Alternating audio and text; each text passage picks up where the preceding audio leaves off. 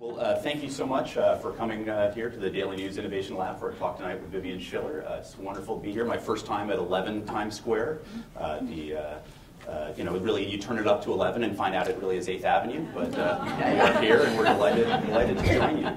Vivian Schiller, I thought it would be easier perhaps to list the number of media companies for which she has not worked. I'm going to start in Poughkeepsie, New York, and work my way geographically. No, we'll start. Vivian Schiller I've known for a number of years.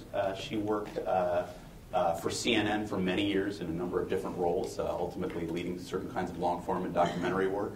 She worked for the New York Times Discovery cable channel. She was first in television before working in print, and then moved over to be, I believe the title at that time was GM over the NewYorkTimes.com, the website. Later, she became my boss as the CEO of NPR News, as it became an NPR, not National Public Radio anymore. Like CNN, we shed our actual title, a name many reporters don't get. And by the way, for those of you who are students or reporters at the back, you are actually allowed to sit down during these events, so feel free to join us. She has since worked for NBC News, heading up their new, stronger, more muscular effort into digital, and then Twitter, where she was involved with partnerships with news organizations all over the country and the world. And is now in a fresh new chapter that we can also turn to and talk about. But it's an incredible constellation of institutions, and I hope that we can draw upon her insight tonight as we walk through some of these questions. I guess, it's almost as though at each opportunity, it seems to me, I would want, if I were you, to go back 3 years and say, oh my God, now I get this. Now I understand what was going to happen. But let's think back to when you were the head of NewYorkTimes.com. The GM there, really one of the people shaping what has been an impressive effort on their part. What ways would you have looked at them and said to these folks who are about 6 feet across the street from us and said, here are some ways in which you have to think more like a nimbler, smaller company. Here are ways in which you can't let the New York Times' name and history inhibit you from doing things a little differently. Right. Well, the funny thing about digital media, as most of you know, is that the cycles are so much faster than the cycles have ever been. People talk about digital dog year. So when I was at the New York Times, first of all, it's very nice to be here with you, David. It's very nice to be here with all of you. Thank you to the Daily News for having you. So let's start with that. But when I was running nytimes.com, which was around 2005 through 2008, it was, that was like, it may have been 100, it might as well have been 100 years ago. And so while, interestingly, reading the innovation report, I did have several reactions to like, wow, they're still dealing with that issue? Some things haven't changed, but yet the industry has changed so much since then that the things that we were trying to move at that time are ancient history to the times. They've really got it down and they have a new set of challenges. For instance, when I was there, we were, for the first time, integrating the digital and the print newsroom. That's not even a discussion anymore. That exists. We were in 2 separate buildings 5 blocks apart. We were trying to persuade the newsroom why they wanted the developers to be embedded in the newsroom. The way it used to work is newspaper people would think of like, oh, what's the web thing for this? And then like try to developers go, here, build this for us. And the developer would build it and hand it back, which of course is a complete waste of the kinds of talent that we had. And so integrating, so those were the kind of challenges that we were facing at the time. The one thing I want to say is you're interesting, like, you say, well, the issue at the New York Times is you have to like let go and stop being so New York Times-like. But that New York Times essence actually is the great power of the New York Times in every platform. That, what some might call preciousness, but I would call, the, integrity and power and passion of their journalism has to be maintained across every platform. That should never and can never be discarded.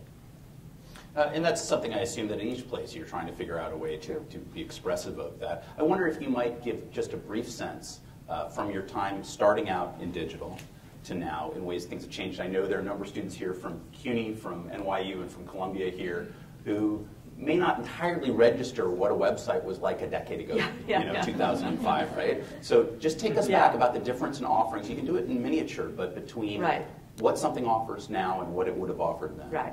Well, part of it, a lot of it, and I think this will be a theme of a lot of what we're talking about today, is culture. So, I mean, culture, eat strategy for lunch. Is that what the Peter Drucker, I'm mangling it, but I think that's the Peter Drucker line, eat strategy for breakfast. Culture is everything. I mean, if there's one thing I've learned in every institution I've ever been involved with, it is that. And, the culture at the New York Times was very print-centric. It was very around print processes, and that was the message, from the top, despite the fact that there was a lot of innovation. And that is a big change between what's happened then and what's happened now. It really, everything was around the cycle of the print newspaper. The daily news meetings would happen. First of all, this is, soon people will look back at this and go, oh, isn't that quaint? But this only changed in the last year. There was what is called the Page One meeting. And the Page One meeting happened twice a day, and somebody here will remember the exact times, but I want to say it's like 11 or 11:30, and then again at 4 o'clock in the afternoon.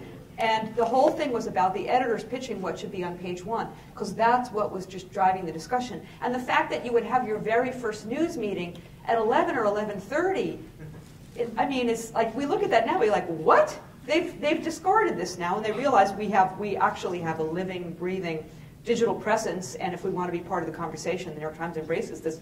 We're starting a hell of a lot earlier than that, and it's not about what's on Page One. It's about how our presence evolves over the course of the day. So that is one really big thing, is moving out of the cycles of, for the New York Times, what is print, for NPR, what is the radio schedule, what for television is around, the specific shows, and adopting a more fluid kind of process. I would say the second big thing, so I'd rather take it in chunks, otherwise we'll be here all day, is around the kind of roles that people play.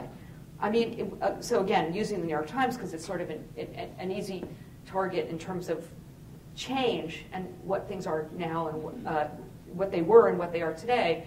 There was and anybody that's worked in a newspaper, that not the students, but for any period of time will know this, there was the newsroom and the business side. That's what's called, the business side. And when I went to work there, people would say, are you in the newsroom or the business side? And I remember in the beginning coming from television, I'm like, I don't really understand the question.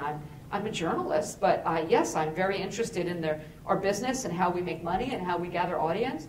And so that is something that's a big change too, that sort of huge divide on either side of that chasm, and how things like concept like audience development or product manager, how those things are can't be easily slotted into either of those sides and sort of bring them together. So those are, I guess, two big things. You then, more recently, you worked at Twitter, and I think there are a number of things that inspire questions and interest in that regard. And in so doing, you were essentially bridging a divide between social media and perhaps more conventional media, whether new or old, in terms of trying to figure out ways to strike partnerships for them to do things that would take advantage of Twitter, and presumably for Twitter to do things that would harness some of that conversation more inside its channels as well. Right.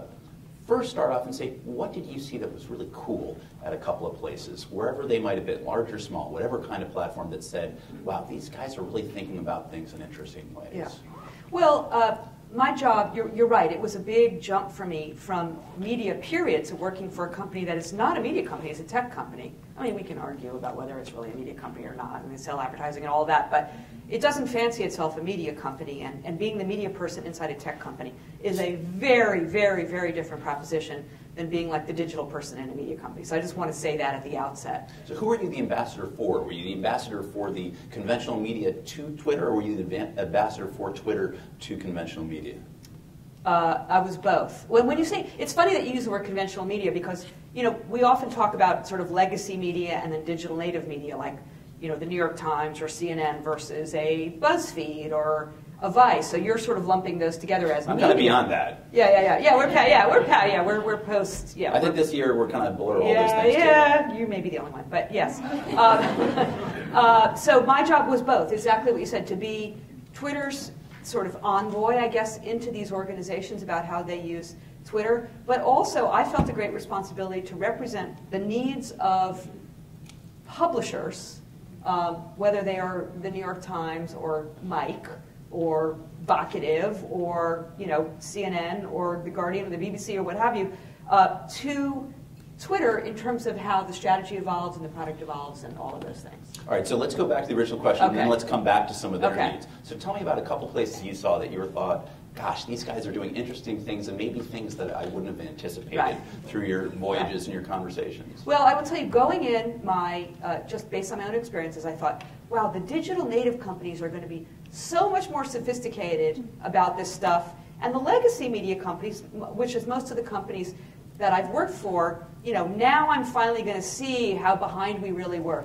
That actually, that straw man that I went in with, I would burn it to the ground within the first week. Is that right? Absolutely. I mean, I found that mostly in that a lot of the legacy media companies are crazy innovative, and the digital native companies, while many of them are more sophisticated and they are unburdened with, first of all, the institutional memory of, remember how much money we used to make in print and television and all that kind of stuff.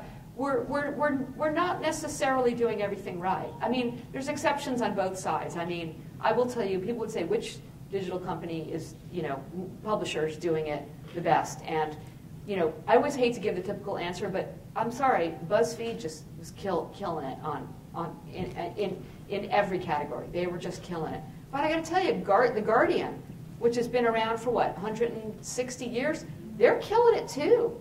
I mean, that's the great thing. And so define killing it for The Guardian. Using... In a non-homicidal sense. Yes, right, yeah. Using killing, like with an apostrophe, not killing it. They really embracing, I'll speak, since I worked at Twitter in really unusual ways. So for instance, the Guardian New York office has this thing called, this is terrible, I'm going to mangle it, but they had this sort of whiteboard with ideas they'd write down, and they gave that whiteboard its own Twitter handle, and it tweeted ideas. I mean, that's just like a little thing, but it shows a very different way of thinking that a lot, you don't think of traditional media using in that way. The way that they are, the way that they have been evolving, I don't want to say relaunching, but evolving their digital presence, their apps. It's very iterative. It's not, we're going to be behind the curtain for a really long time. Ta-da, here it is. It's great. Isn't it great, everybody? We've had focus groups. It must be great. It's very iterative. There's a lot of user feedback, and they're embracing sort of the best of, the concept of the minimally viable product and iteration. And again, this is a 160-year-old, I'm sure I'm getting the number wrong, institution. So you can't really look at that clear demarcation between native, legacy media and native media. What does it benefit The Guardian to do that? It is emblematic of the fact that it sees itself as a more open newsroom, a place that's comfortable intellectually with sharing things with readers, considering them part of the conversation, the kinds of discussions that a lot of journalists have had for a lot of years. But what does it benefit them? Oh, it benefits them immeasurably in so many ways. I mean, they and anybody else that's doing that. It benefits you, first of all, at its most core, to reach a larger audience. A lot of legacy media institutions reach fairly old audiences. I mean, let's face it. I mean, many newspapers, their median age, even online or in print is, late 40s, early 50s, all the way to cable news, where, the median age is early 60s. I mean, this isn't really old. I mean, this is media for old people and their parents, as the joke used to go. But so this is a way to reach audiences in different ways. And the more that they experiment across all platforms, the more that the brand is going to resonate and more people might want to check it out. It also helps in less tangible ways. It helps with recruiting. This is a really big deal in this marketplace because we're on a little bit, I mean, the good news for publishing is we're on a bit of I hope it's not a bubble, but the economy is really strong. There's a lot of jobs out there, and there's a lot of people competing for talent. So it helps with recruiting if you're doing interesting things. It helps with retention. It helps with your image with advertisers. It helps in so many different ways. So you think it instills not just the possibility that more people might come to the home product, whether it be a paid newspaper, whether it be a paid app, or whether it be more hits online that lead to greater CPUs. It might be that in some ways it drives more talent to you and convince advertisers they're in the right place, that you are right for their brand. Right. And it also perpetuates innovation. I mean, again, I'm coming back to the theme of culture. A culture where anybody, that people that work in an organization or a company can see that risks are taken, failures are not punished, they're embraced and they're celebrated, that iteration is okay, that certainly you don't take risks with your journalism, but you take risks with your product, and you take risks with the different with the different kind of platforms that you reach people, and that begets more innovation, and it begets more creativity, and it becomes a flywheel of innovation that I think is absolutely essential. Culture, culture, culture. What would you say to people at a place like Twitter, perhaps one of their greatest or most fundamental misperceptions or understanding of what the journalistic, publishing, media world and media culture is about? Right. Well, I think the tech companies, broadly Twitter and the other. I obviously became immersed in a lot of the other tech platforms. Look, they absolutely recognize that their life's blood is getting content. I mean, these are not content creators, so they need content from legitimate journalists and legitimate news organizations.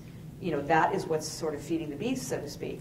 But there's going to come a point that the tension is getting greater and greater. I think we're seeing this probably more with Facebook, but to a certain extent it's happening with Twitter as well, and it's been happening with Google for years, between sort of the control over the audience relationship, data around the audience, and around revenue. And there may come a point where the platforms push too far and the publishers begin to say, you know what, enough.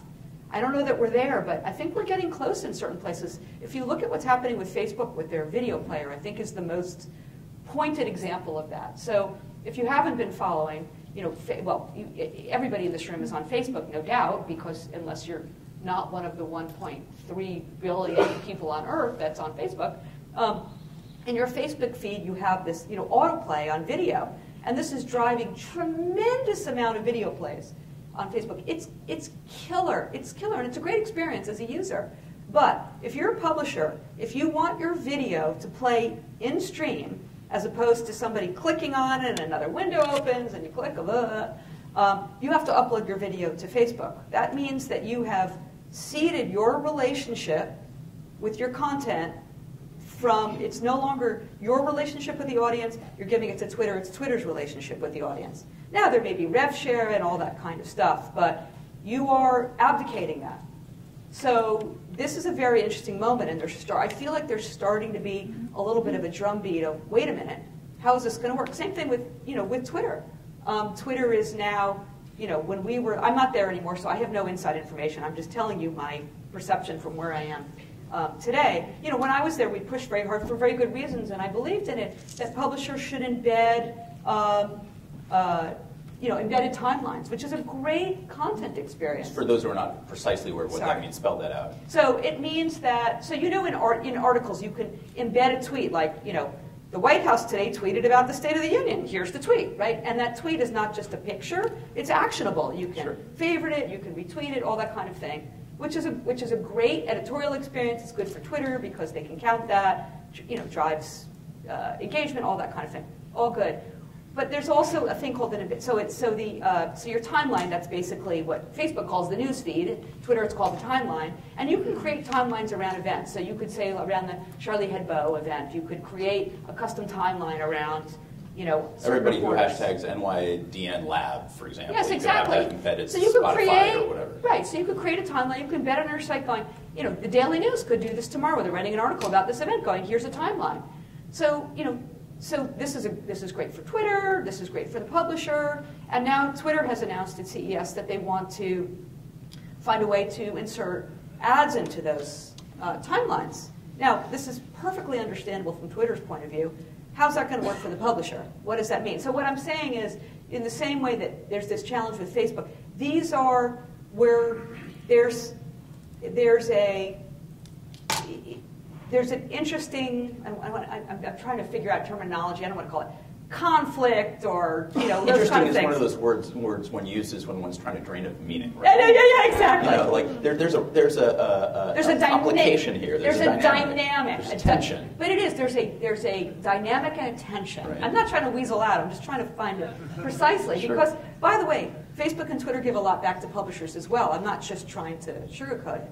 So there is a dynamic and a tension around this that will be very interesting to see how that happens. And I think you will begin to see some publishers pulling back or looking for alternatives. Well, and it's an amazing thing. I've heard reports, NPR, certainly seen accounts from the New York Times and other major media outlets. I think when I talked to Jonah Peretti at BuzzFeed, he said much the same. They're very aware that Facebook provides over 50% of their social, what they call the social boost, right? The referrals you're getting from social media, over half is from Facebook alone. And you drill down and you're like, well, Reddit's doing some and Twitter's doing some, but it's all really single digits. It's all low Facebook. Single digits. It's really Facebook. So if tomorrow Facebook doesn't like something that Jonah's executive assistant tweeted about Facebook, they can say, we're just going to add a 7 to that line of code, and suddenly BuzzFeed is wiped off the face of the earth. That's right. Like, this is a lot of power Facebook has. That's right. So how do media organizations, including ones that want to cover Facebook in Silicon Valley, but nonetheless ones that want to have some sense of independence but still operate in Facebookistan, how do they retain that sense of independence? Well, you can't not use Facebook. You can't. You can't. You have to be where the conversation is. And so news organizations everywhere, every publisher is struggling with this. What is the balance? Nobody is willing to say we're going to go cold turkey off Facebook. That would be death. But it's a matter of, like in the video, some publishers are saying, well, we'll publish teasers that then have a link that takes you to the full video, that takes you, where you have to click over, open a window to our site, or we'll publish older video, but not our fresher video. All of these are, everybody's experimenting with how to sort of capture the gestalt of Facebook and those referrals and the awareness without basically completely rolling over and saying, I'm turning my whole overall audience to Facebook, which I can't count, and I can't monetize.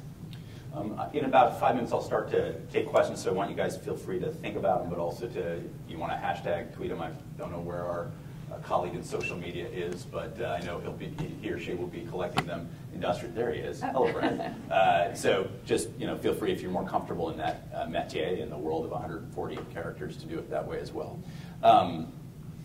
So when you think about this panoply of information rushing at us, put aside for a moment the fact that many people in this room are entrepreneurs and thinking about ways in which they can do it, and think about their clients, customers, citizens, and how we should be absorbing all this stuff coming at us like a fire hose. Having worked both, in all kinds of media, and having worked in this tech side, how would you encourage people to consume information in a way that's meaningful? A way that's valid both in terms of giving you what nourishes the soul, but also what feeds the mind. How would I encourage people to consume information? Yeah. How do you harness all of this power that you have now? Yes, through diversity of sources. And when I say diversity of sources, I don't just mean diversity of the Daily News and NPR and New York Times. I mean a diversity of both direct sources and aggregators. We know every platform has its incredible strengths and it's got its shortcomings. So, Facebook is incredibly powerful, everybody's on it, but it tends to err towards sort of more personal, less immediate news. Twitter is, live, it's public, you're getting every single tweet that you want to follow, but it can be overwhelming and you kind of miss the big picture. I mean, every single platform's got an issue. I guess I can look at my own news consumption because I'm a voracious news consumer. I am voracious on Facebook. I'm voracious on Twitter. I am a big email subscriber. And I have to say, it is one of the great shockers to me is how incredibly powerful and resilient email is. And especially the way some of the more clever publishers are using email today. I would put, of course, at the top of the list, Quartz, I think. I would give them credit for reinventing the email. I really do. They've done an extraordinary job, and if you don't get Quartz's daily email, I can't believe I'm doing a commercial for them, but if you don't get Quartz's daily email, you should. It's brilliant. I have to read it every morning. I subscribe to about 12 emails, and I always find things that I miss on, that I miss on Twitter and Facebook. And then, of course, I have, I have places that I go directly. And I also, by the way, have offline. I still read the New York Times in print, and I still listen to my local NPR member station. For that, we thank you. And I watch TV. That is crazy talk. Crazy talk. I really do. Often all of these things at the same time. So, you mentioned Quartz. I actually did a story last year, and I think it's to their credit. They tried something for a kind of sub-site called Glass about all manner of screens, from smartphones to enormous HD TVs to what you might see at the Super Bowl, hanging from a football arena. And they chose a new storytelling platform that had actually been invented years ago by Dave Weiner, who helped create the podcast. That's right. And it was essentially a notebook form where he would just sort of jot notes electronically, and then you could press a little plus sign at the margin, and it would drop down all additional information that might be useful, and links and sources, and you could drop down on those. And it was really a tremendous way of doing it. And then they decided a few months the appetite wasn't there, and they let it go. But I didn't even mind doing a story about something that collapsed in less than a year, because I thought it was an interesting effort and innovating, and I admire the fact that Quartz didn't say, God, it didn't work. They said, hey, we tried something, let's go on to something else.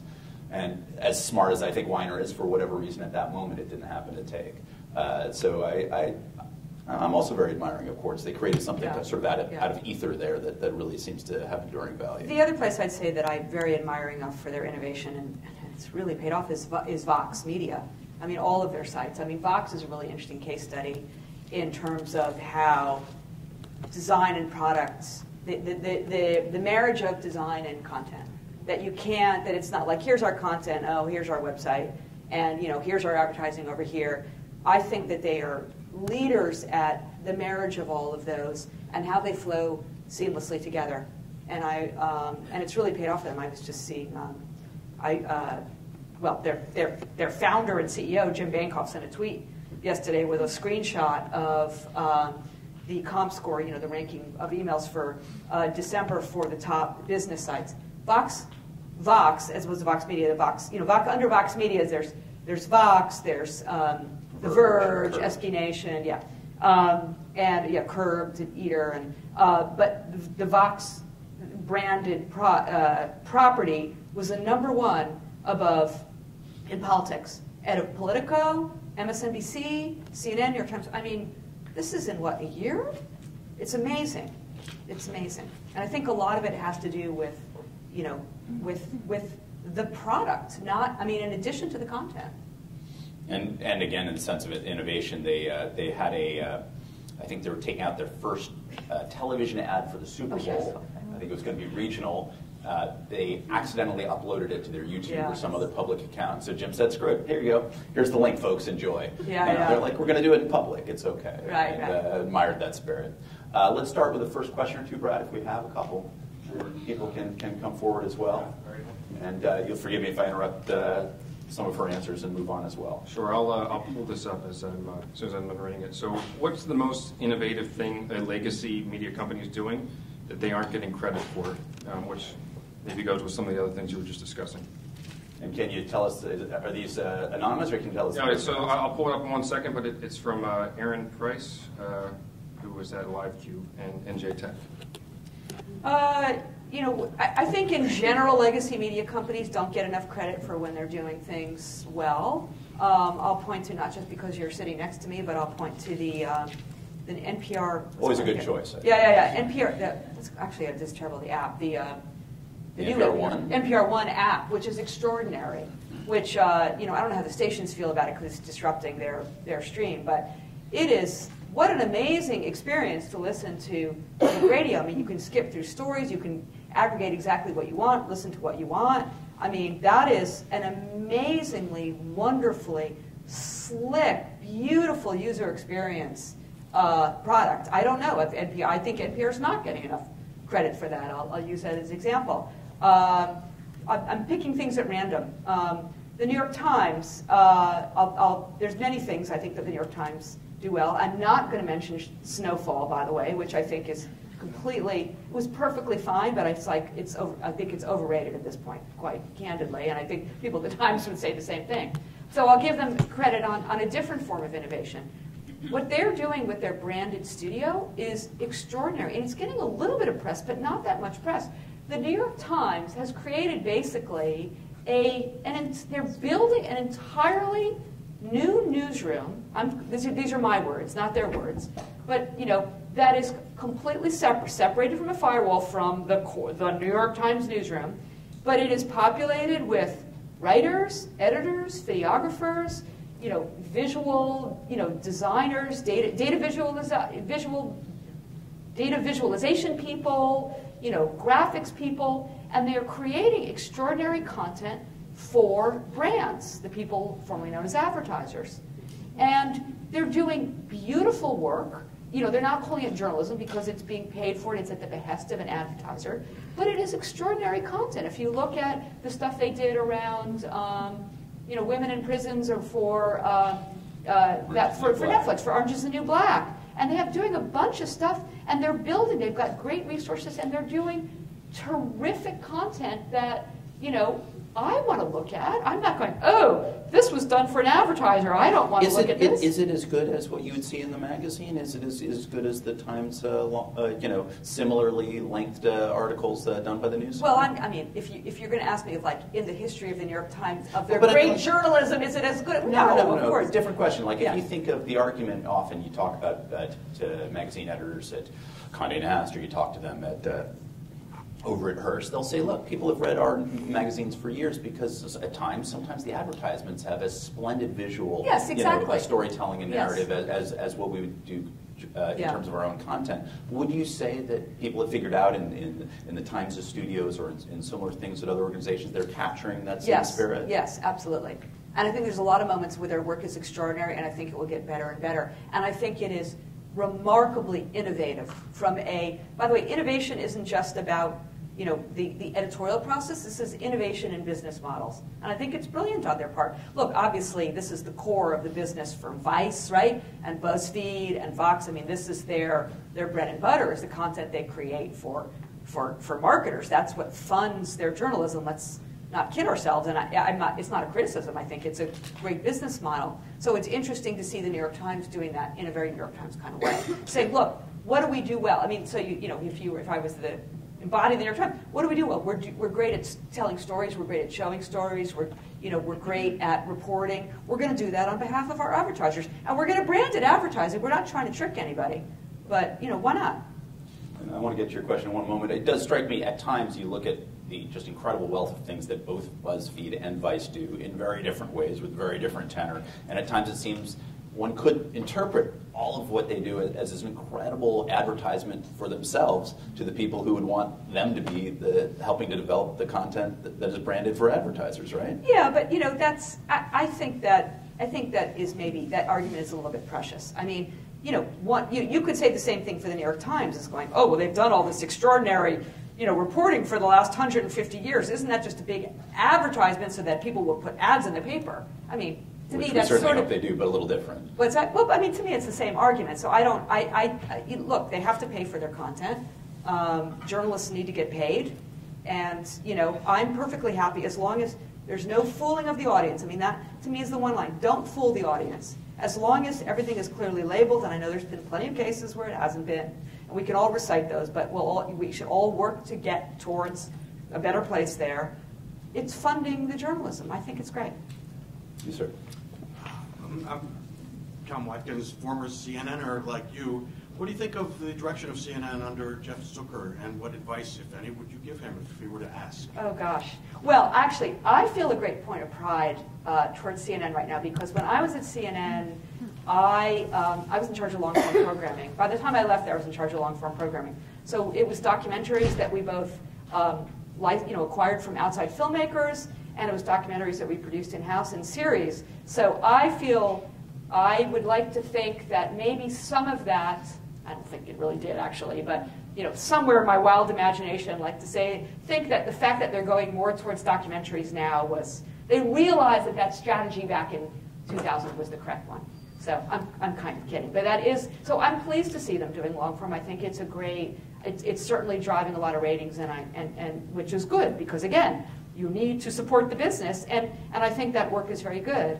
And I think CNN can be a bit of a punching bag. I think it's not fair, and I think a lot of that has to do with the fact that all of us hold CNN to such a high standard, and that any time that you slip, in a 24-hour live news, you're going to get creamed.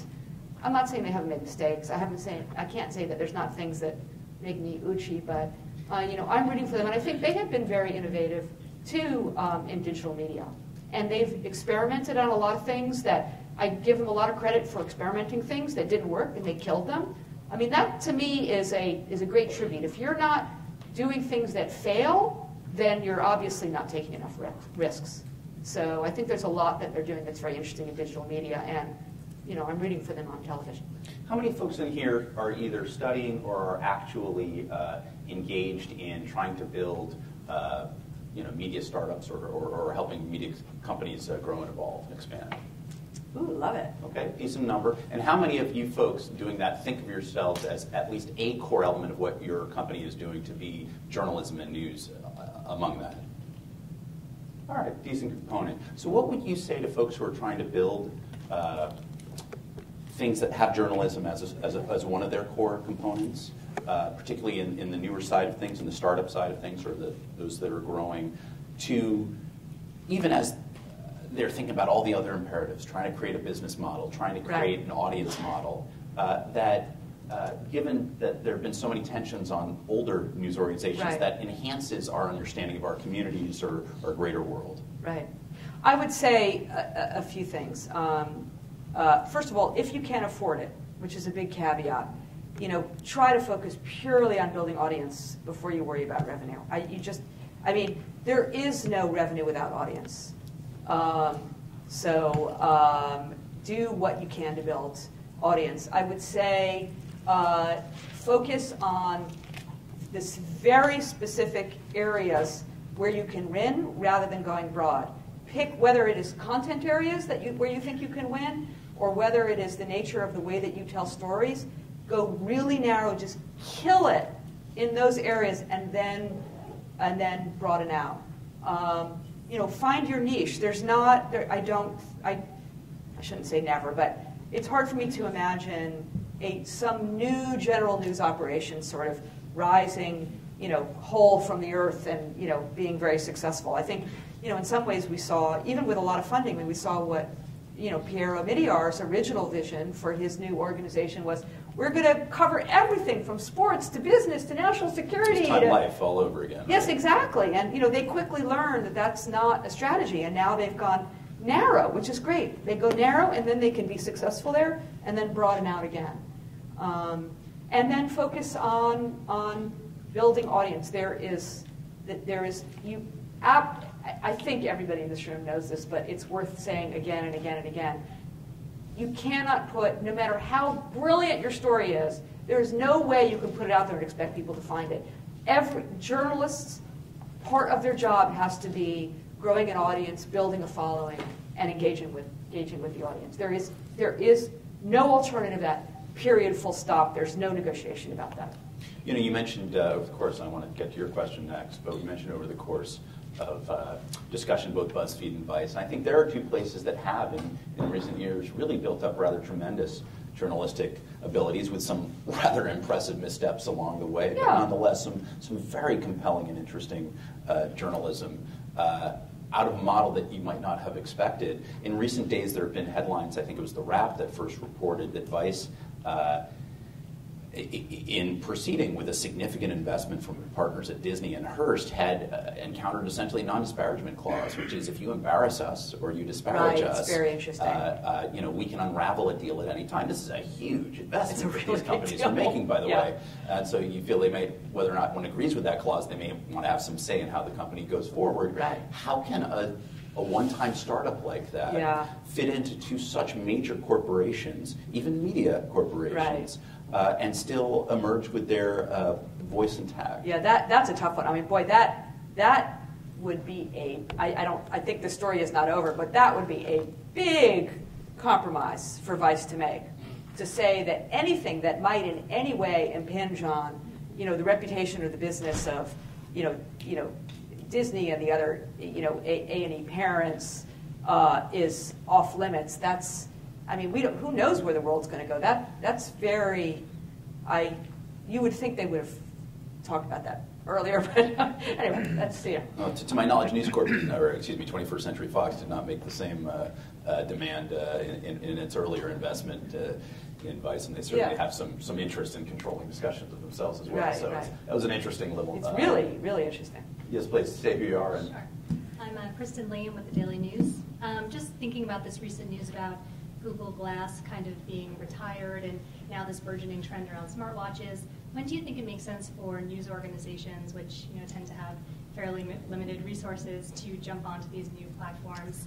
Seems like you get in too early and it's going to potentially... I don't know that there's any clear answer. Obviously, you want to be experimenting relentlessly, and you don't know what platforms are going to work and not work. But you can't throw money at everything. My gut, or at least with the news organizations that I've worked for, now the news organizations that I'm consulting with, is that there's less cost of entry to experiment around platforms. So in other words, rather than a technology which requires a product solution. So for example, experimenting with with a Snapchat or a Whisper or a WhatsApp or what have you is easier to pull off and try and then cut your losses if there are losses, or build upon, than it is to create specific apps for Google Glass. So I think, to me, that's sort of the dividing line if you're a small company. You don't have to be a leader in everything. You can be a fast follower or a slower follower. So, and in the case of Google Glass, I think those that waited are probably, their caution there not to spend a lot of money and resources was probably warranted. Brad, if you could offer us another one from Sure, yeah, the world of the webs. Pull it up right now from the Global Media Project account. How will the advancement of digital media affect communities isolated by the digital divide in underdeveloped countries? Yeah, well, that's certainly an issue, although a lot of news organizations are focused on, that's why there's a lot of focus on SMS and other platforms that take advantage of SMS platforms instead of the web, because feature phones are pretty broadly penetrated, even in places where there's not broadband available.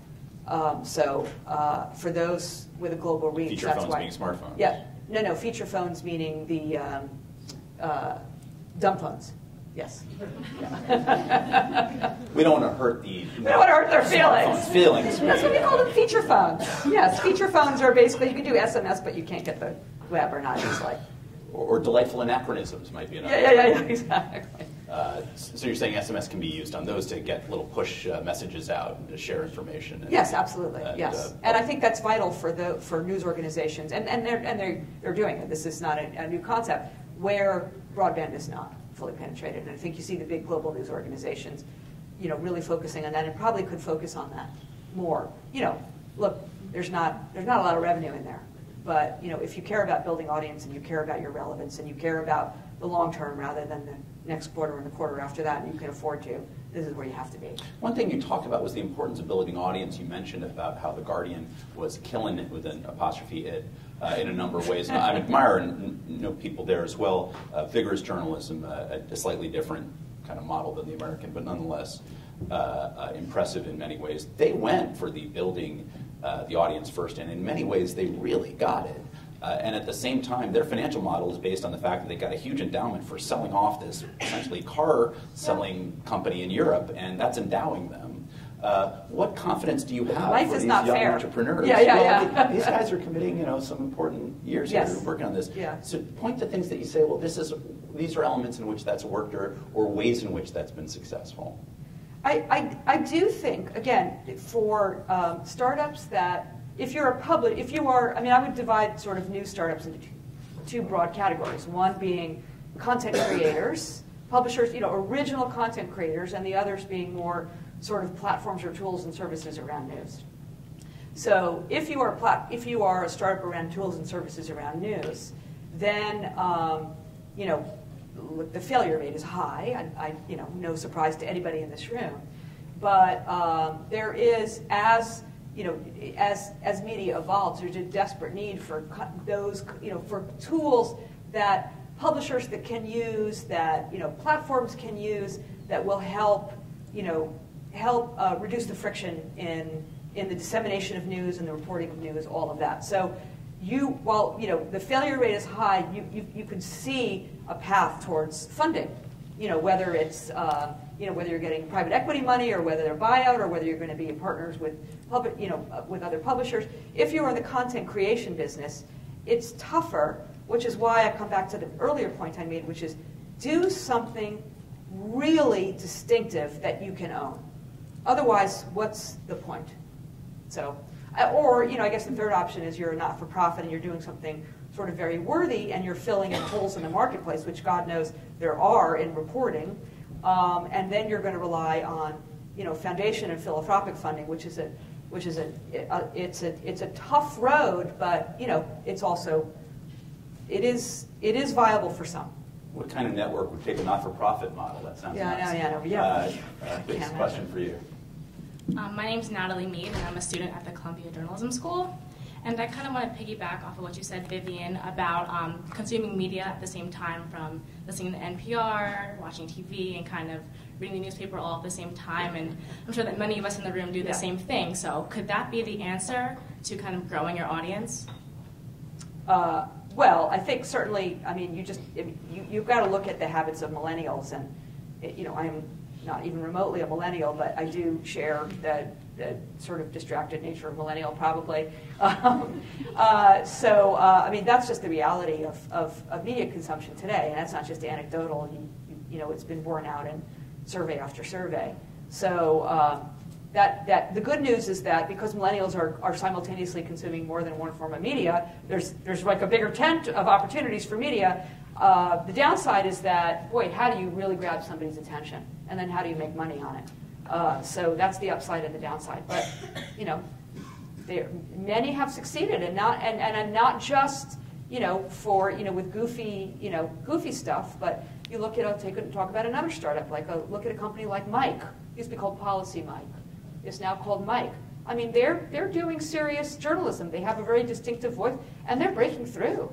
Or a company that I full disclosure, that I'm consulting for, a company called Evocative, which is, its premise is that sort of reporting on what's happening in the deep web, the deep web being defined as anything that Google can't index, and finding breaking stories and really interesting, relevant stories from, everything from things that are hidden and buried in Reddit and, message boards, and they broke stories around ISIS and you name it. So, finding these sort of niches and then publishing these stories across multiple platforms, any of these organizations, in a very visual way, with a voice that is not voice of God, but doesn't feel like down with the kids. I see a lot of publishers going, oh, we're going to be hip, hey guys, and it just, even for me, who again is not a millennial, I'd be like, oh, cringe at it. So finding an authentic voice, I think, there are breakthroughs. It was interesting, many of you may have seen this, but nonetheless, yesterday, about midday, Dan Pfeiffer, a senior advisor to the president, set out exactly how the White House and the president were approaching, I see some of you nodding, approaching the messaging around State of the Union. And they say, well, we really see it in 4 baskets of audience. We see it in terms of people who watch conventional television or might listen to radio. That audience has gone down by about 1/3 in the last 5 years. We see people who are two-screening it, maybe also watching on Twitter or following online, discussions, message boards. There's a third group who are watching only digitally through streaming or through other avenues. And fourth, who aren't watching at all, but by God, they want to reach them through content that's so snackable, so viral. Just the president winking when he said, oh, by the way, I won twice. And everybody was sharing that, all day long. It's a gift right there, yeah. Not scripted, I promise you. And they said, we're going to get the 4 baskets in that way, and they're consciously thinking about it. And there were 2 things that were fascinating. One was that their thinking was very sophisticated, and they were thinking not just like a political shop, not just like a news organization might, like CBS or CNN might, but they were thinking like the NFL does. I mean, that's exactly how these Right. guys do. They are the content generator. The White House thinks of itself as a content generator, and they want to get all these audiences. The second thing is they dropped it on Medium. They didn't put it in an op-ed in the Washington Post so that wise policy solons could talk about it. They wanted people to see it and You should share talk it. like that on the radio. Some might say I do, but in any event, like it's the question of they say this is a platform that's going to reach the kind of people who are engaged in the kinds of conversation we want, and they'll share even that. And that was, I thought, striking and smart. And I'm sure the next administration, Republican or Democrat, will be even savvier about this. But it's interesting to see, agile minds at work on these issues. By the way, the interesting thing is you're 100% right. And the interesting thing about that is, yes, the White House. Here's the White House doing that. But you talk about disruption in media. Advertisers are doing this. Advertisers are, as their own content creators. They have newsrooms. They are publishing content. They're disintermediating, the traditional ways that they used to get their content out there. So everybody is a publisher now. Everybody is a publisher, including the White House. Let's talk for a moment about Twitter, and then we'll go to Brad and some other questions. Let's go back to that question of not from the publisher's point of view of, oh my God, Facebook controls half of our social boost, but from Twitter's point of view of we control maybe 2 to 4% of boost.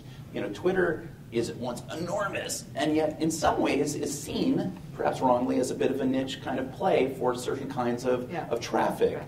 How does Twitter go about getting a greater handle, so to speak, on the media-related or news-related or similarly inclined conversations? Right. I'm laughing because, that we live in a world where 290 million monthly active users is a niche. Yeah, I mean, just think, it's like, it's a small player. But Twitter does have a challenge because the strengths, in my view, what is so powerful about Twitter's platform is also perhaps, could limit its growth, and that it is live, that there's no algorithm between you and what you're seeing in your Twitter feed. And those of us that love the platform and are addicted to it, we'd all be, holding, burning, pitchforks, if that changes. And yet, in order to achieve the kind of mass growth to get towards Facebook, that may be what you have to do. I think this is sort of the fundamental challenge for Twitter. Twitter is beloved by news organizations, probably more than Facebook, because it's so raw. The thing about Twitter, and I'll say, like when I was working with news organizations, that's unique about it. Yes, Facebook's going to drive more traffic, exponentially more traffic. That's just a fact. But the cool thing about Twitter that people don't really talk about as much is it's as a source, as a news gathering source. And to be able to go into those 500 million tweets a day and find all of the breaking news that is happening, shifts in public opinions, trends, the beginnings of every geopolitical crisis we're facing on Earth, bubbled up if you knew where to look on Twitter. And I think it's a really rich. That's what's probably most interesting for me about Twitter right now that I'm outside the company, is as a news gathering source. Aside from just like, hey, here's a link to our story, go look at it. So.